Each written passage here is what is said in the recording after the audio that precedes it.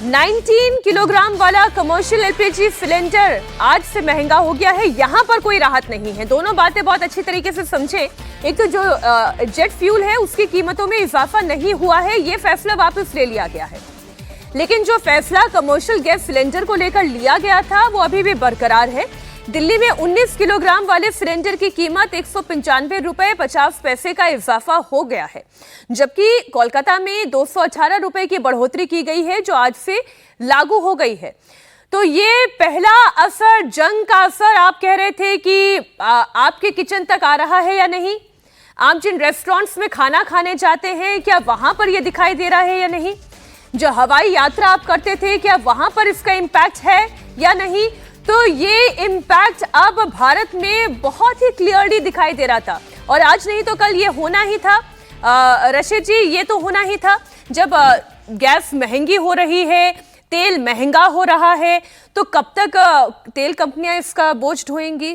जी देखिए, बहुत ही चिंताजनक स्थिति है। और देखिए, सीधा इसका मीनाक्षी दाल रोटी के ऊपर प्रभाव पड़ेगा। छोटी छोटी जो जगह हैं जो इस तरह का कमर्शियल गैस यूज करते हैं, वो सीधा का सीधा, मान लीजिए रोटी 5 रुपए की तो 7 रुपए कर देंगे, दाल 20 रुपए की तो 30 रुपए की, ये सब चीजें होंगी। 5 रुपए की चाय 10 की हो गई और 10 वाली जो चाय थी वो 20 की हो चुकी है। सबसे जो मतलब गरीब और जो तबका है और जो लोग जो हमारे जो काम करते हैं, जो मेहनत मजदूरी करते हैं और बाहर खाना खाते हैं, उनके लिए सबसे ज़्यादा बोझ तो आमदनी कम और खर्चा ज़्यादा। ये मैं कह रहा हूँ जितनी जल्दी ये जंग खत्म हो उतना अच्छा है, क्योंकि ये हमारा तो उससे जंग से कोई लेना देना नहीं है, लेकिन सबसे ज़्यादा हम लोग जो है उससे प्रभावित हो रहे हैं। और इतना बड़ा देश है तो करोड़ लोगों को उसके ऊपर असर पड़ेगा। ये हम जो 2, 5, 10 रुपए की बात करते हैं, ये अरबों रुपए में जाती है। बिल्कुल ठीक बात है। ये अब कमर्शियल गैस सिलेंडर पर तो दाम बढ़ गए हैं। एक तो उसकी आपूर्ति कम है जी, ऑलरेडी आपूर्ति कम है। पहले उसको 30% को बढ़ा के 50% किया, अभी 70% आपूर्ति हो रही है। तो एक तो डेफिसिट 30% का है उसमें सप्लाई में, और उसके ऊपर से इसकी महंगाई बढ़ गई, तो ये दोहरी मार है। और 1 मार्च को भी 115 रुपए कॉमर्शियल गैस के सिलेंडर्स के दाम बढ़े थे, अभी 195 से 218 रुपए बढ़े।